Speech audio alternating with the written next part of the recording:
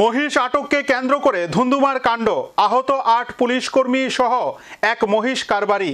ঘটনা উত্তর ত্রিপুরা জেলার কদমতলা থানাধীন বরগোল গ্রাম পঞ্চায়েত সংলগ্ন ২০৮ বিকল্প জাতীয় সড়কের উপর। মহিষ আটককে কেন্দ্র করে ধুন্ধুমার কাণ্ডে আহত ৮ পুলিশ কর্মী সহ এক মহিষ কারবারি। আহতদের মধ্যে এক পুলিশ কর্মী ও এক মহিষ কারবারি আশঙ্কাজনক অবস্থায় ধর্মনগর জেলা হাসপাতালে চিকিৎসাধীন। ঘটনা উত্তর ত্রিপুরা জেলার কদমতলা থানাধীন বরগোল গ্রাম পঞ্চায়েত সংলগ্ন ২০৮ বিকল্প জাতীয় সড়কের উপর।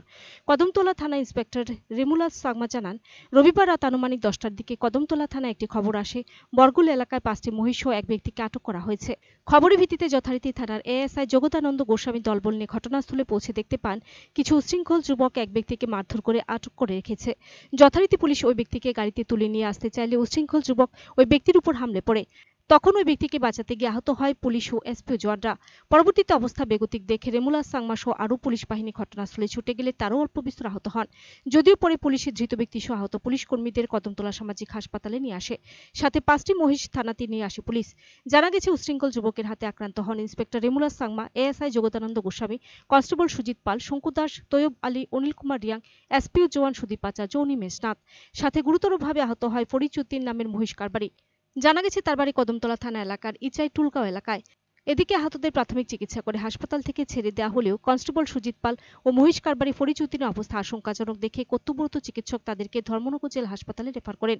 বর্তমানে উভয় জেলা হাসপাতালে চিকিৎসাধীন। অপরদিকে বরগোল এলাকার স্থানীয় সূত্রে জানা গেছে, এদিন রাতে ৫টি মহিষ নিয়ে ৪-৫ জন ব্যক্তি কদমতলা থেকে ইচাই টোলগাঁওয়ের দিকে যাচ্ছিল। আর যেহেতু ধর্মনগর মহকুমা জুড়ে চোরের উপদ্রব, তাই মহিষ সহ ৪-৫ জনের দলকে আটক করে স্থানীয় কিছু যুবক। তখন তাদের মধ্যে থাকা বাকি সবাই দৌড়ে পালিয়ে গেলেও একজনকে আটক করা হয়। এক টেলিফোনিক সাক্ষাৎকারে ধর্মনগর মহকুমা পুলিশ আধিকারিক দেবাশিস সাহা জানান, গোটা ঘটনাটি তিনি পর্যবেক্ষণ করে দেখছেন। পুলিশের উপর আক্রমণের অভিযোগে বাদী হিসেবে পুলিশি মামলা দায়ের করবে। গোটা ঘটনায় বরগোল এলাকা জুড়ে তীব্র আতঙ্ক বিরাজ করছে। বরগোল থানায় বরগোলে একটা বৈশের গাড়ি আটকাইছিল। তারপরে কিছু বরগোলের পাবলিকে আমরা খবর দিছে। তারপরে সঙ্গে সঙ্গে আমরা পুলিশ স্টাফ, থানার স্টাফ যায় সেখানে। তারপরে সেখানে ২-৩ জন যারা আসছিল, যে বৈশলিয়া কারবারি যারা করছিল, তারা আটকিয়ে এবং তারাকে মারধর করেছে। তারপরে আমরা পুলিশ স্টাফ তারাকে শিফটিং করানোর লেগে, তারা ইনজুর্ড পার্সন, তারাকে যখন শিফটিং হসপিটালে তারাকে লয়ে যায়, যখন তখন তারা আমরা উল্টা আক্রমণ করেছিল।